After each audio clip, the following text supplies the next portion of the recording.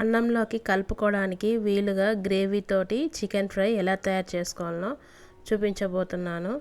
గ్రేవీతోటి chicken fry చాలా టేస్టీగా ఉంటుంది. ఫస్ట్ అయితే 1 కేజీ చికెన్ని నేను శుభ్రంగా వాష్ చేసుకున్నాను. తర్వాత 1.5 టేబుల్ స్పూన్ కారం వేసుకుంటున్నాను. కేజీ చికెన్కి నేను వేసుకునే కారం చాలా ఘాటుగా ఎర్రగా ఉంటుంది కాబట్టి 1.5 టేబుల్ స్పూన్ వేసుకుంటున్నాను.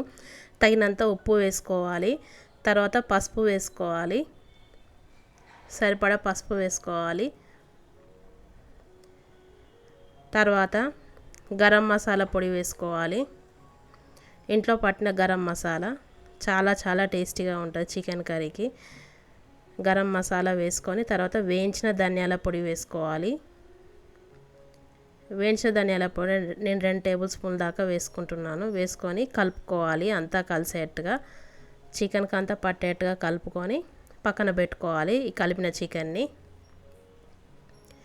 పక్కన పెట్టుకొని నూనె వేడి కావాలి.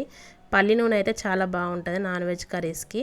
నూనె వేడయ్యాక ఉల్లిపాయ ముక్కలు వేసుకొని వేయించుకోవాలి. ఎర్రగా వేగాలి ఉల్లిపాయ ముక్కలు. ఇలా ఎర్రగా వేగాక అల్లం వెల్లుల్లి పేస్ట్ వేసుకోవాలి. నేను 2 టేబుల్ స్పూన్ నుండి 3 టేబుల్ స్పూన్ దాకా వేసుకుంటున్నాను అల్లం వెల్లుల్లి పేస్ట్. వేసుకొని కలుపుకోవాలి. చిన్నగా పెట్టుకొని ఒక 2 నిమిషాలు వేయించుకోవాలి. అల్లం వెల్లుల్లి పేస్ట్ మంచి స్మెల్ వస్తుంది. తర్వాత 3 టమాటాలు ఇట్లా గ్రైండ్ చేసి వేసుకుంటున్నాను పేస్ట్ లాగా. వేసుకొని కలుపుకోవాలి. కలుపుకొని ఈ టమాటా పేస్ట్ని ఉడకనివ్వాలి. ఇలా మొత్తం ఉడకాలి. ఒక 5 నిమిషాలు అయితే ఉడుకుతుంది టమాటా పేస్ట్.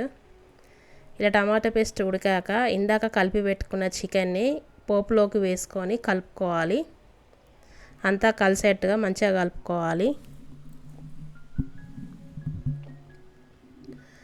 ఇలా కలుపుకున్నాక మూత పెట్టుకొని ఒక 10 నిమిషాలు మీడియం మంట పైన చికెన్ నుండి నీళ్ళు వచ్చేదాకా ఉడికించుకోవాలి. తర్వాత కలుపుకోవాలి. చికెన్ నుండి నీళ్ళు రావడం స్టార్ట్ అయ్యాయి. కలుపుకొని మూత పెట్టుకొని మరొక 10 నిమిషాలు ఉడికించుకోవాలి మీడియం మంట పైన. 10 నిమిషాల తర్వాత మూత తీసుకొని మళ్ళీ కలుపుకోవాలి.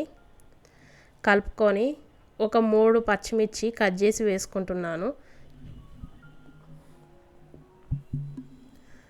తర్వాత చిన్నగా కట్ చేసుకున్న కొత్తిమీర వేసుకొని కలుపుకొని ఒక 5 నిమిషాలు ఉడకనివ్వాలి. మూత పెట్టుకొని 5 నిమిషాల తర్వాత స్టవ్ ఆఫ్ చేసేసుకోవాలి. ఇది అన్నంలోకి తినడానికి చాలా టేస్టీగా ఉంటుంది. అన్నం చపాతీలోకి అంతే ఎంతో సింపుల్గా గ్రేవీతోటి చికెన్ ఫ్రై తయారైపోయింది. చాలా టేస్టీగా ఉంటుంది. ఎవరైనా నచ్చాల్సిందే ఇలా కూర వండితే.